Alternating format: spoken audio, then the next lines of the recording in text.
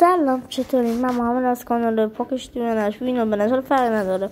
خب امروز اومدم برای ساخت کلید قطع وصل که در اول ویدیو پاکم دیده باشید. آره قطع وصل چراغ، چون پاکشتی ها کلا اکثرش مثلا واسه کل پاکشتی ها این مفیده، یعنی 100%.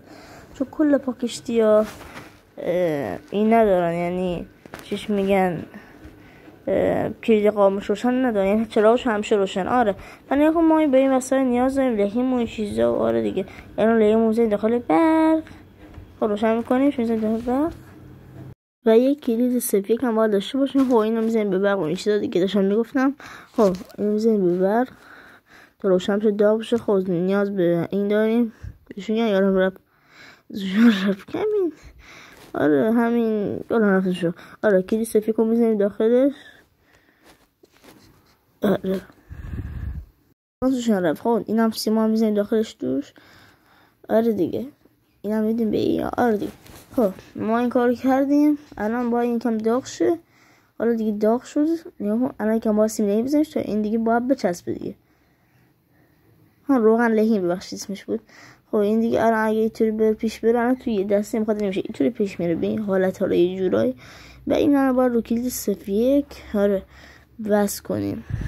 این کلید صفر 1مون و آره به این حالت های وصل میشن. این باید وصل کنیم به این حالت. حالا میایم یه بار دیگه که اینجا میشه.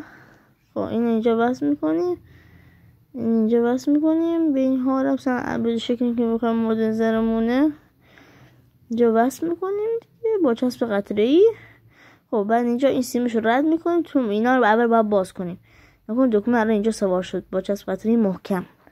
حالا اینا رو باید باز کنی اول که مثل دفعه قبلی باید پشت اینو باز کنین. اگه رفته باشین ویدیو های هدلایت رو ببینین.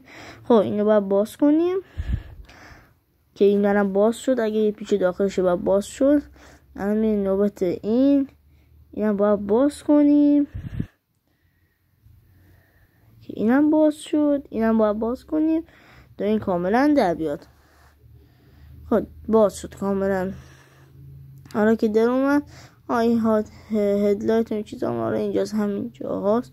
خب این سیمو باید از داخل رد کنیم بیاد همینجا. آره باید رد شه بیاد اینجا. ببینید دقت کنید من اینجا یکم بریده بودم از قبل این چیزا. حالا آره سیمان ببین یکی عجیبه کرده. من زرد فقط واسه نور بالاست. میگه نه نور بالا خواهد باشش، من باید سبزی رو ببریم. من فقط واسه نور بالاست. چون الان ویدیو قبلی شاید ببینید چون یه چیزی گذاشتم براش. خب نکنه حالا به این حالت این زرد رو هم بریدیم به این حالت فقط باید چسبش بزنیم. حالا ببین برای تستش، حالا یه بار روشنش کنیم برای تست. میگم بسته نشده الان واسه تست. حالا یک دوست موتور روشن شد، اما موتور روشن خاموش شد. چراغ موتور روشن ولی چراغ خاموش روشن میشه. نکنید باید دیگه خداحافظ. چنل ما رو ساب کن اگه خوشتون اومد.